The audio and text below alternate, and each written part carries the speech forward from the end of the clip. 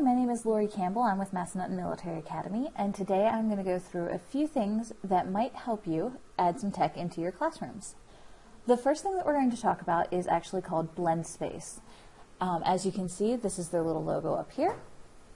Now, Blendspace is a way for you to set out a lesson in case you can't be there. So, for example, we are still clearing out the 2 feet of snow we got over the weekend, and in the event that you couldn't come into class because you live on the mountain and you were stuck, this is a great way to make sure that your students are still getting all of the lesson that they need, even though that you're not there.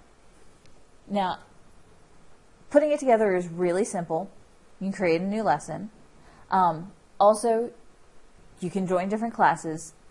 I'll go through creating a class in just a second. But first, let's talk about the lessons. Create a new lesson, and I will show you this one that I have created on Shakespeare.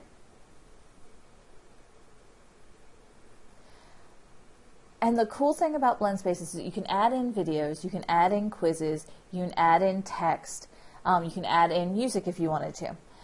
So as you can see, it sets it up in nice little squares, step 1, 2, 3, 4, 5. So this would be my lesson on Shakespeare that I'd want my students to do because I couldn't get in today. First one, YouTube video about Shakespeare, and you can see over here it gives you options of where you would like to add things in from. So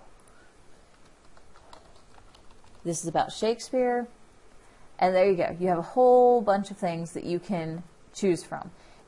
I would suggest finding the specific YouTube video that you want and then looking for it, just because that makes things a little bit easier. And then you can see this is actually searching through other Blendspace things on Shakespeare. Google. You got Flickr, Guru.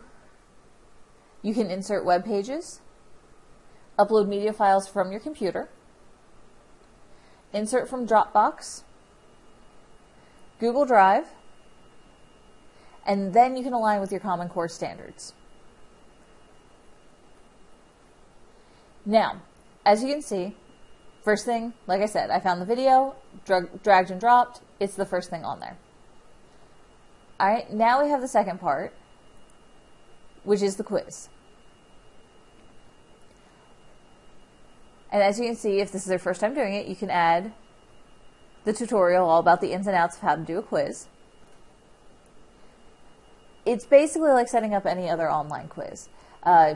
You make the question, you put in the answers, and you choose which one is correct. So just for the sake of showing people, let's see.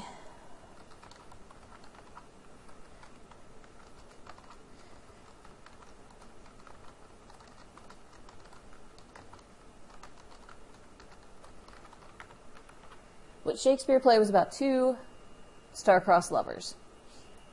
Alright, and let's put, obviously,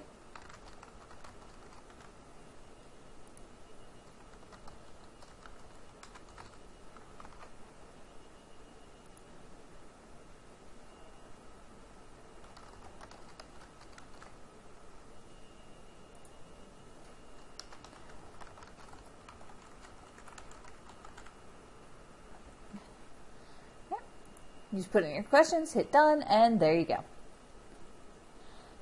Alright, now you can see you can also add in text. So for this, I just gave them directions.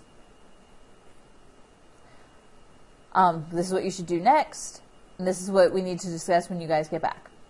Then, as you can see, I took another YouTube video, dragged and dropped it, added more text about what they needed to be prepared for when we get into class. And then you'll notice that you can either drop a resource, like we were talking about over here. These are all the resources that you can drop in. Add a quiz, or add text. Now, you're not limited to just 6 steps. You can add a row and add more steps as you go. But like I said, this is a great way to have the students work through on their own. They can work through at their own pace, but it's covering everything that you wanted them to cover in class, even though you couldn't be there to do so. Okay, now to talk about creating a class. You go back to your dashboard, and you'll see that it gives you a list of your classes over here. To create a class, simply click Create Class. I'm just going to go ahead and click on my test class 2.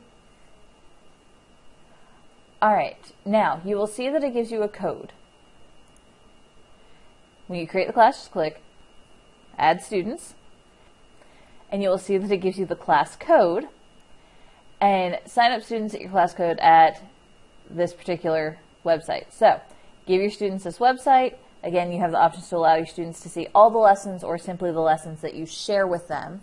But then your students create an account, sign in with that class code, and then they will be put into the correct classes. And you see, this is how it will show up when you do have students who have entered your class. And then you can simply share a lesson with the class, and then of course manage the class, who is in here, who no longer is in here, and it's fairly simple from there. Then the students just need to make sure they have an internet connection so that they can log in, see the lesson, and do as they are instructed. So Blendspace, awesome tool, highly suggest using it.